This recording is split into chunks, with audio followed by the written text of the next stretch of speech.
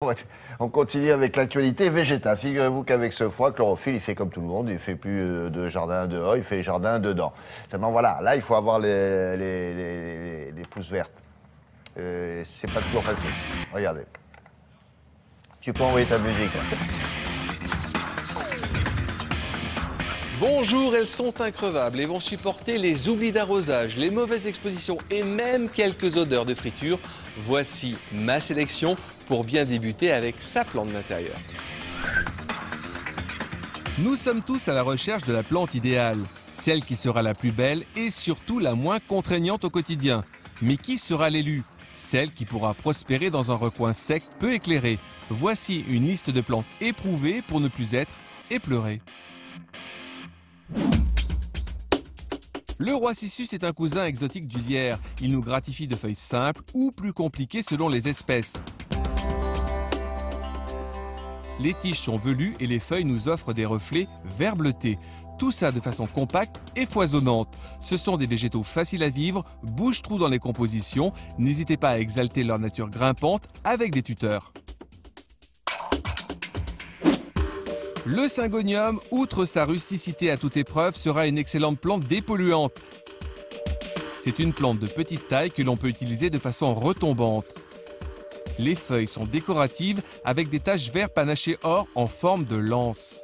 Elle a une bonne tolérance à la mi-ombre et aux oublis d'arrosage. Le petit plus, elle ne s'étale pas beaucoup.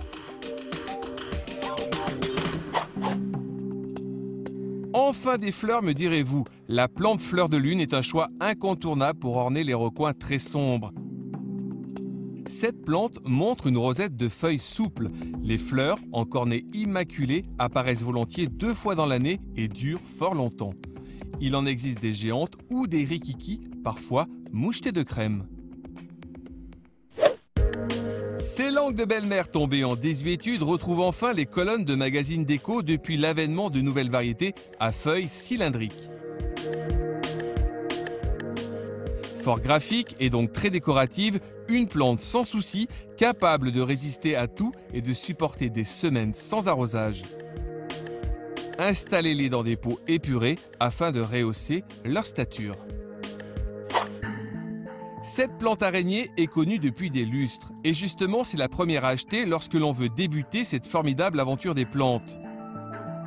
Elle pousse presque toute seule et n'arrête pas de faire des bébés, ce qui rehausse encore sa beauté. On peut tout de même la positionner dans sa cuisine, elle supporte l'odeur des frites.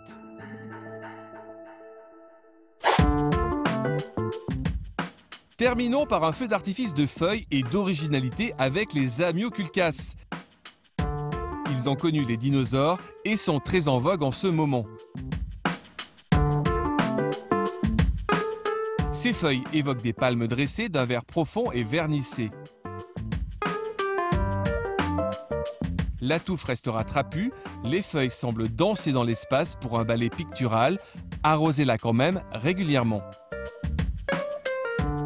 5 plantes à essayer enfin, sans se poser de questions. Belle journée! Merci beaucoup.